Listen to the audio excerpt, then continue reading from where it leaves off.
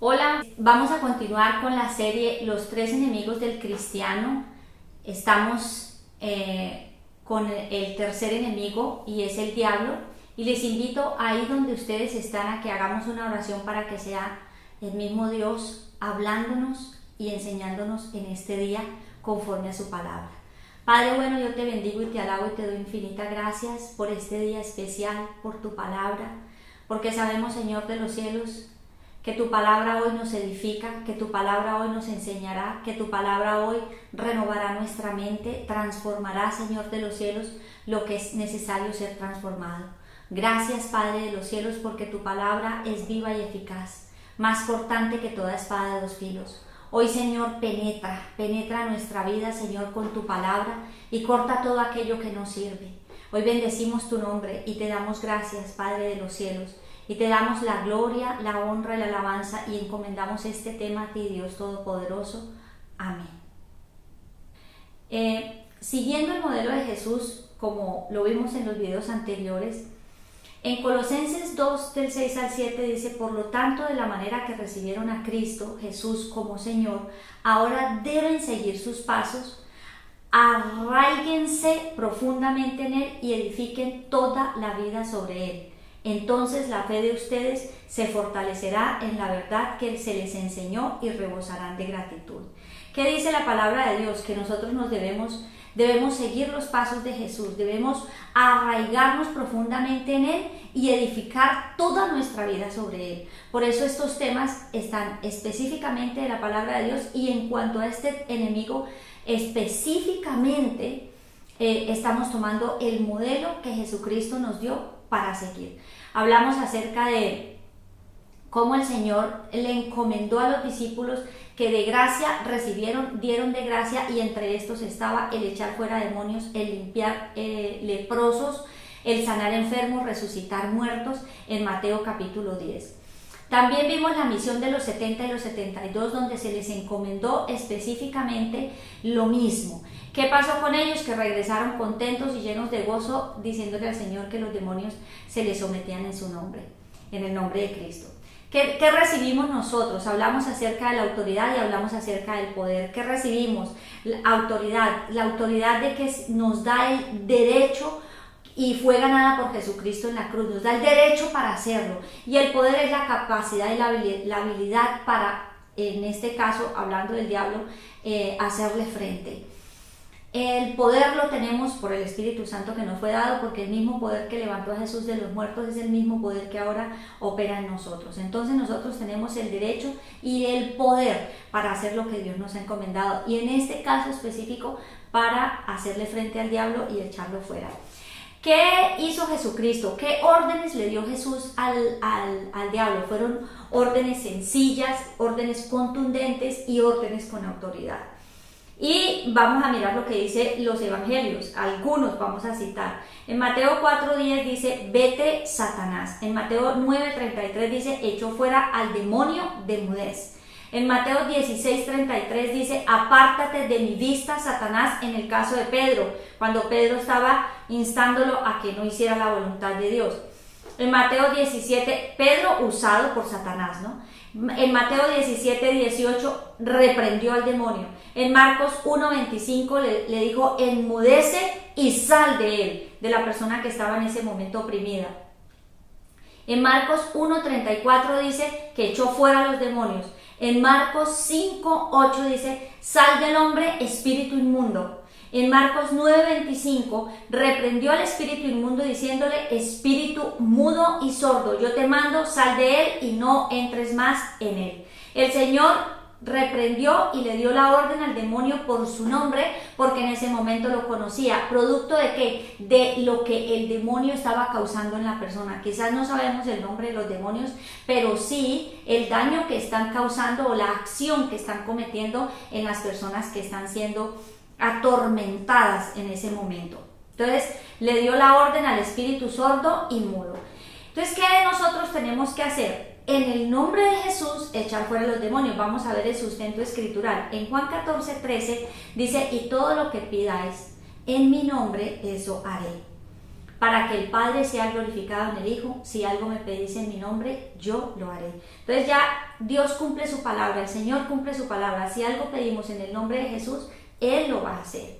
En Marcos 9, del 38 al 39, Juan le dijo: Maestro, hemos visto a otro que no estaba con los apóstoles, echando demonios en tu nombre, y se lo hemos prohibido, pues no andaba con nosotros. ¿En el nombre de quién estaba haciéndolo? En el nombre de Jesús. Y en Lucas 10, 17 dice: regresaron los 70 o los 72, de acuerdo a la versión de la Biblia, con gozo, diciendo: Señor, aún los demonios se nos someten en tu nombre. Entonces los demonios se echan fuera en el nombre de Jesús. Los discípulos, y el Señor nos muestra, nos enseña algunas cosas que corrigió en sus discípulos acerca de este tema. Y vamos a ver Marcos 9, del 38 al 39, dice: Juan le dijo: Maestro, hemos visto a uno echando demonios en tu nombre y se lo hemos prohibido, pues no andaba con nosotros. Pero Jesús dijo: no se lo prohibáis, porque no hay nadie que haga un milagro en mi nombre y pueda enseguida hablar mal de mí. Entonces, ¿qué consideraba Juan? Que este era un privilegio solamente para ellos o para los que estaban aquí cerquita. Este es un privilegio que se nos ha sido dado, es una orden, es un mandato que nos ha sido dado a todos los que hemos reconocido a Jesucristo como nuestro Señor y Salvador. En Lucas 10, del 17 al 20, en la misión de los 70 o los 72, dice en el verso 17, dice: regresaron los 72 con gozo, diciendo: Señor, aún los demonios se nos someten en tu nombre. O sea, ellos estaban fascinados por esta circunstancia. En el verso 20, el Señor hace una aclaración y lo podemos decir una corrección, pero más que esto era una enfocándolo, ¿cierto? Dándole realmente la prioridad. Le dice: pero no os regocijéis por esto, de que los espíritus se os someten, sino regocijaos de que vuestros nombres están escritos en los cielos. O sea, nosotros tenemos que regocijarnos de la salvación. La prioridad de nuestro servicio, la prioridad en nuestra vida es llevar la salvación a las personas, que es en Cristo Jesús. Entonces el Señor estaba enfocando, el ministerio no se enfoca única y exclusivamente en la liberación, sino en la salvación de los que no han recibido a Jesucristo como Señor y Salvador. Y si hoy usted no está seguro que ha recibido a Jesucristo como Señor y Salvador, al final vamos a hacer una oración donde empiece a formar parte del ejército de Dios. Entonces, ¿cuál es la prioridad? La prioridad no es la liberación, la prioridad es la salvación. En Hechos 19 dice, del verso 13 al 17, dice: entonces algunos judíos exorcistas ambulantes intentaron invocar el nombre del Señor Jesús sobre los que tenían espíritus malignos, diciendo: os conjuro por Jesús al que Pablo predica. Y esto hacían 7 hijos de un tal Esceva, sumo sacerdote judío. ¿Cuál era? Vamos a seguir leyendo. Dice: pero el espíritu maligno le respondió diciendo: a Jesús conozco y sé bien quién es Pablo, pero vosotros ¿quiénes sois? Y abalanzándose sobre ellos, el hombre en quien estaba el espíritu maligno dominó a 2 y se hizo fuerte contra ellos, de tal manera que huyeron de aquella casa desnudos y heridos. Y esto llegó a ser notorio a todos los que habitaban en Éfeso, tanto judíos como griegos, y cayó temor sobre todos ellos, y el nombre del Señor Jesús era engrandecido. ¿Cuál era el objetivo de estos hombres? Dice aquí: judíos exorcistas ambulantes. El objetivo de ellos no era llevar la salvación, no era liberar para que la gente tuviera libertad y empezaran a vivir una vida diferente. Lo intentaron hacer sin tener a Cristo, actuar en el nombre de Cristo, y lo que se llevaron fue un gran fiasco, un chasco. Pero nosotros no debemos tener miedo. Recuerden que ya lo vimos en el tema anterior. Nosotros tenemos la autoridad. Los demonios reconocen la autoridad y el poder que tenemos en Cristo Jesús. Y nuestra prioridad es sencillamente llevar la salvación. Los cristianos necesitamos liberación. Muchas personas, y por mucho tiempo yo también consideré que no, porque si estaba el Espíritu Santo, es más, prediqué esto y hoy lo corrijo y espero que a todas las personas podamos comprenderlo a la luz de lo que dice la palabra de Dios, y es sumamente claro. Los demonios, fíjense esto, los demonios no salían cuando Jesucristo llegaba al lugar o cuando se acercaba a ellos. Los demonios salían cuando se les dio la orden. Muchos demonios salen en el momento de recibir a Jesucristo como Señor y Salvador, pero otros no, y es necesario echarlos fuera. Entonces, los cristianos, los cristianos pueden ser influenciados por Satanás, claro que sí. Atormentados, sí, Señor, claro que sí se puede, hablando de que causan enfermedades, molestias y otra gran cantidad de cosas. Miremos dos ejemplos en la Biblia de Ananías y Zafira, cristianos, en Hechos 5, del 1 al 10, pero solo vamos a leer el verso 3. Dice, y le dijo Pedro a Ananías, ¿por qué llenó Satanás tu corazón para que mintieras al Espíritu Santo y sustrajeras del precio de la propiedad? Le estaba hablando a un par de cristianos. Le dijo, ¿por qué llenó Satanás tu corazón? El cristiano de Corinto hallado en inmoralidad sexual está en 1 Corintios 5, del 1 al 5. Vamos a leer algunos. Dice, por todas partes se dice que hay fornicación entre vosotros y fornicación tal que ni aún existe entre los gentiles, hasta el punto de que alguien tiene a la mujer de su propio padre. Esta es una carta que envió a cristianos. Esta es una corrección que estaba haciendo a los cristianos Pablo. Y dice en el verso 4, dice, en el nombre del Señor Jesús, reunidos vosotros y mi espíritu con el poder de nuestro Señor Jesús, el tal sea entregado a Satanás para ruina de la carne, a fin de que el espíritu sea salvo en el día del Señor.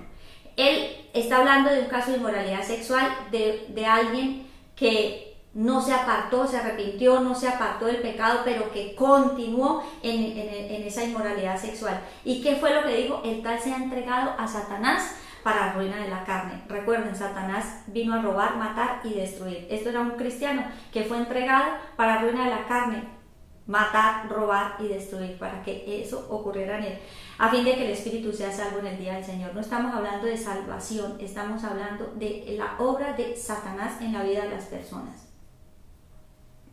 Y otra cosa es, estamos hablando acerca de si un cristiano necesita liberación. Hay algo muy, muy lindo que el Señor nos regaló y que tenemos los dones del Espíritu Santo. ¿Los dones para qué son dados? En 1 Corintios 14, 12 dice, así también vosotros, puesto que anheláis dones espirituales, procurad abundar en ellos para edificación de la iglesia.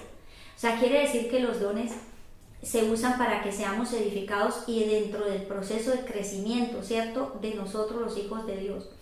¿Para qué ayudan los dones? Los dones ayudan a prevenir a los cristianos de los ataques del maligno. También nos ayuda a discernir y a notar la influencia de Satanás a través de los dones de revelación. Entre ellos está el de discernimiento de espíritus.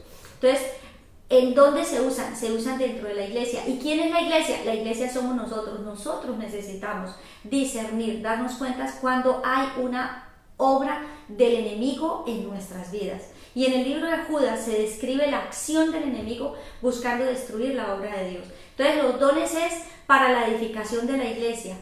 El hecho de que el Señor nos haya dado dones quiere decir que se usan dentro de la iglesia para beneficio de la iglesia, y la iglesia somos nosotros. Otro caso bien a destacar es cuando Pablo, en uso de los dones, pudo discernir el plan de Satanás en Hechos capítulo 16, cuando la mujer con un espíritu de adivinación por varios días lo seguía y le gritaba que eran siervos del Dios Altísimo. En Hechos 16, del 16 al 18, dice, aconteció que yendo nosotros al lugar de oración, nos salió al encuentro una muchacha que tenía espíritu de adivinación, la cual daba gran ganancia a sus amos adivinando. Esta seguía a Pablo y a nosotros gritando, estos hombres son siervos del Dios Altísimo, quienes os anuncian un camino de salvación. Le estaba diciendo lo que era. Y esto hacía por muchos días, hasta que Pablo se disgustó y volviéndose dijo al Espíritu, en nombre de Jesucristo te ordeno que salgas de ella. Pablo también usó ¿qué? El nombre de Jesús. Te ordeno que salgas de ella. Y al momento salió de ella. Y se le acabó el negocio a los que la tenían a ella usándola para este plan. El plan del enemigo aquí era hacer creer que la mujer formaba parte del equipo de Pablo. Pablo venía evangelizando Europa y de allí se iba a ir. Dice que por varios días, ella le repetía lo mismo. Si Pablo no hubiese echado a Satanás, echado el espíritu de adivinación de la vida de esa mujer, muchos hubieran venido a ella a buscar, ¿cierto?, la respuesta a sus vidas, creyendo que ella estaba en la misma labor de Pablo, porque tenía un espíritu de adivinación totalmente diferente al poder que estaba hablando Pablo. ¿Qué hizo entonces? El enemigo lo que quería era engañar, haciendo creer que formaba parte del equipo de Pablo y buscar seguidores para desviarlos hacia la adivinación. Pero al acabar con esta circunstancia, Pablo, después de esto, pues tuvo consecuencias y fue a la cárcel, pero realmente acabó con un plan de las tinieblas. El enemigo quiere engañar en las congregaciones, poniendo miedo, poniendo límites para impedir el uso de los dones, buscando el enemigo, por supuesto, no ser descubierto. Muchos cristianos siguen presos de enfermedades, dolencias, ruina, vicios, esclavitud y en muchas áreas porque no han echado fuera al enemigo, habiendo intentado, por supuesto, con todos los demás recursos espirituales y médicos, ¿no? O sea, y no encuentran solución. Muy probablemente hay un ataque del enemigo. Otro punto importante a tener en cuenta es no temer a ser liberados, porque muchas personas tienen miedo. ¿Qué tal que vengan otros 7 espíritus y se aposenten en mí y pues va a ser algo terrible? No es así. En Mateo 12, del 43 al 45 dice: ahora bien, cuando el espíritu inmundo sale del hombre, anda por lugares secos buscando reposo, pero no lo halla. Y dice: volveré a mi casa de donde salí, y al llegar la halla desocupada, barrida y puesta en orden. Entonces va y toma consigo a otros 7 espíritus peores que él mismo, y entrando moran allí, y las condiciones postreras de aquel hombre llegan a ser peores que las primeras. Así también acontecerá a esta generación malvada. En Lucas capítulo 11, del 24 al 26, es el mismo pasaje. Dice: cuando un espíritu inmundo sale del hombre, anda por lugares secos buscando reposo, y al no hallarlo, dice: regresaré a mi casa de donde salí. Y al regresar la halla barrida y adornada. Entonces va y toma consigo otros 7 espíritus peores que él mismo, y entrando habitan allí, y lo postrero de aquel hombre llega a ser peor que lo primero. Mirando el contexto de este pasaje, tenemos nosotros que leer los dos capítulos, las dos versiones, digamos, que hay una en Mateo y la otra en Lucas, y no tomar pasajes aislados, porque recordemos lo que dice la palabra de Dios en el Salmo 119, 160, dice: la suma de tu palabra es verdad, y eterno todo decreto de tu justicia. O sea, la suma de la palabra es verdad. Yo tengo que sumarle a esto, nada de las dos se puede contradecir, aquí no hay ningún tipo de contradicción, pero dice: así también acontecerá a esta generación que malvada. Cuando yo recibo a Jesucristo como Señor y Salvador, paso a formar parte del equipo de Jesucristo, paso del reino de las tinieblas al reino de la luz. Ya no pertenezco a la generación malvada, ya pertenezco a la generación de los redimidos, de los justos, de los bendecidos. Luego no van a venir 7 espíritus. ¿Qué es lo que tengo yo que hacer? Llenar el vacío que ha generado esto. Y recuerden que la liberación se da dentro del proceso de crecimiento espiritual. Luego yo debo ser una persona de oración, de estudio de la palabra diaria, de la palabra de Dios diariamente, de vigilias, de ayuno, de congregación en general. Entonces, como dice Efesios 5:18, cuando está hablando de la embriaguez en alcohol, dice: no os embriaguéis con vino, en el cual hay disolución, antes bien, sed llenos del Espíritu Santo. Entonces siempre el Señor nos motiva, nos dice: no hagan esto, o si hacen esto, hagan esto otro. ¿Sí? Aquí en este caso, hablando de los espíritus, no van a venir 7 espíritus más, porque no tendría sentido. Entonces la liberación se convertiría en un problema. No, es una responsabilidad. Yo tengo que cumplir con unas responsabilidades, pero de lo que sí tengo que estar seguro es que Jesucristo vino a traernos libertad. Entonces, que este miedo no se apodere de ninguno de nosotros. ¿Por qué no salen los demonios? Porque a veces en las liberaciones no salen, O se ha orado por muchas personas, por algunas personas y no sale. Miremos lo que dice la palabra de Dios. En Mateo 17, del 18 al 20, dice: Jesús le reprendió y el demonio salió de él y el niño fue sanado desde aquella hora. El 19, luego los discípulos se acercaron en privado a Jesús y le dijeron: ¿por qué nosotros no pudimos echarlo fuera? Jesús les dijo: por causa de vuestra poca fe. Porque de cierto os digo que si tenéis fe como un grano de mostaza, diréis a este monte: pásate de aquí a allá, y se pasará, y nada será imposible. Es necesario creer en quién, en el poder de Jesús, en que es un mandato, en que parte del ministerio que nosotros debemos ejercer está la liberación. Y no permitir que el engaño, la duda, la incredulidad, la falta de fe gobiernen nuestras vidas. El Señor nos dotó con el Espíritu Santo y por el cual nosotros tenemos, por supuesto, poder y autoridad.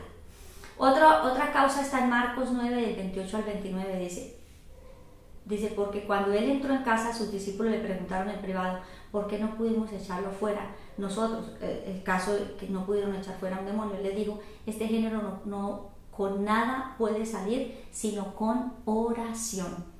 Algunas versiones de la Biblia dice oración y ayuno.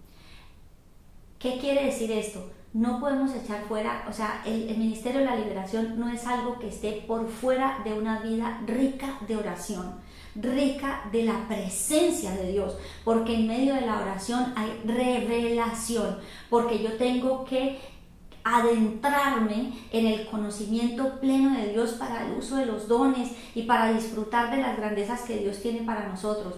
Pero es necesario orar. Jesucristo nos dio ejemplo acerca de la oración. Jesucristo terminaba grandes jornadas de estar con la gente y lo que hacía era ir y orar por los enfermos. Y esto nosotros lo podemos notar y disfrutar a cabalidad, ¿no?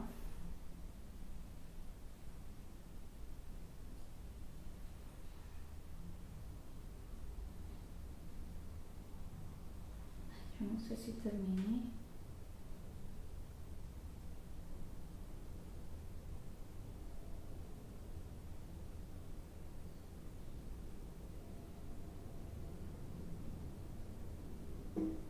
Sí, ya terminó.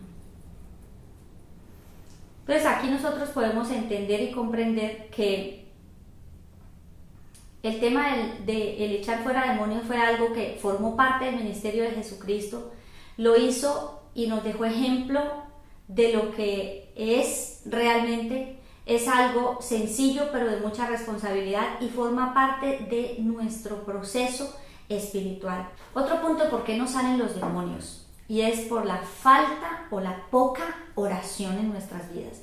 En Marcos 9, del 28 al 29, dice: cuando él entró en casa, sus discípulos le preguntaron en privado: ¿por qué no pudimos echarlo fuera nosotros? Él les dijo: este género con nada puede salir sino con oración. ¿Qué significa? Y en algunas otras versiones de la Biblia nosotros usamos BTX, o para este tema he usado BTX, pero en otras versiones de la Biblia dice oración y ayuno. Igual, lo uno con lo otro es supremamente importante. Cuando yo oro y ayuno, pues encuentro unos resultados extraordinarios y maravillosos. Y en este tópico específico de por qué no salen los demonios, el Señor insta y habla acerca de la oración. Nosotros debemos llevar una vida rica en oración, porque a través de la oración hay revelación. A través de la oración los secretos muy guardados de Dios también son conocidos. Tengo una mayor cercanía y un mayor conocimiento. O sea, la oración trae tantos beneficios y es tan maravillosa, y no podemos sacarla de un lado del ministerio de la liberación o de mi vida diaria espiritual, y dentro de ello está en el ejercicio de mi vida espiritual, está el ejercicio de los dones y está el liberar y echar fuera demonios, tanto de mi vida como de otros. Entonces, ¿por qué no salen los demonios? Porque una vida pobre en oración. Y el otro punto por el cual no salen los demonios es porque no se les echan fuera. Es importante que los demonios sean echados fuera. No es decirle: uy, que se vayan, como le oí decir a una persona: hacerle así a los demonios. No, a los demonios se le echan fuera en el nombre de Jesús. Y el demonio que no se echa fuera, pues no se va, ahí permanece. Entonces son 3 puntos importantes, es la incredulidad o la poca fe, una vida pobre de oración y porque no se echan fuera. El ministerio del Señor Jesucristo en Juan 10 habla los dos reinos lo que ofrecen, el reino de las tinieblas y el reino de Dios. Dice que Satanás no vino sino a robar, matar y destruir, pero el Señor ha venido para que tengamos vida y vida abundante, para que la tengamos en abundancia. Entonces aquí es importante que nosotros tengamos en cuenta que la vida abundante solamente viene de Jesucristo, que Él nos ha dotado con poder y con autoridad, que Satanás es un enemigo derrotado y Él lo que busca es engañar. Ahí donde usted está, le invito para que oremos y le demos gracias a Dios. No tengamos miedo y ejercitemos los dones, ejercitemos el poder y la autoridad que Dios nos ha dado. Y además que esto nos lleve a reconocer que no es lo más importante en la vida cristiana, pero que forma parte dentro del proceso de mi vida espiritual. Entonces vamos a orar y vamos a darle gracias a Dios en esta tarde. Padre maravilloso, yo te doy gracias en este día porque nos permites estar delante de tu presencia y gozarnos delante de tu altar.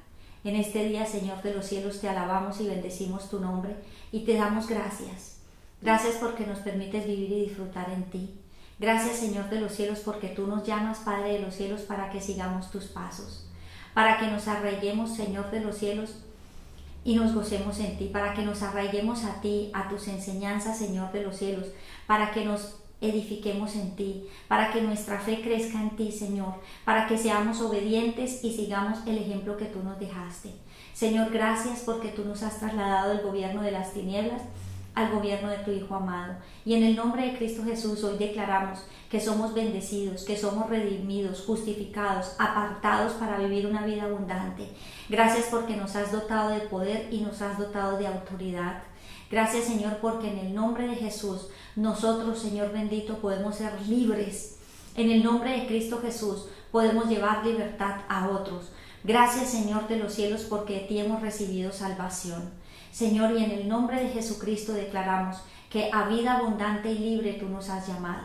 Ahí donde usted está también le invito a que reciba a Jesucristo como su Señor y Salvador. Reciba la vida abundante y repita conmigo esta oración. Señor Jesucristo, yo hoy recibo la vida abundante. Te recibo a ti como mi Dios, como mi Señor. Te invito para que seas tú mi Dios y mi Señor. Reconozco que todo lo pagaste por mí en la cruz. Llevaste mi carga, llevaste mi pecado, llevaste todo lo que había en mi ser. Y te volviste, Señor de los cielos, maldito por mí. Llevaste mi maldición, llevaste mi pecado. Y tú me has llamado para vivir una vida de libertad. Gracias, Señor. Gracias por haberme liberado. Gracias por haberme escogido. Gracias, Padre, porque Satanás fue vencido en la cruz. Y en tu nombre, Señor, yo soy libre.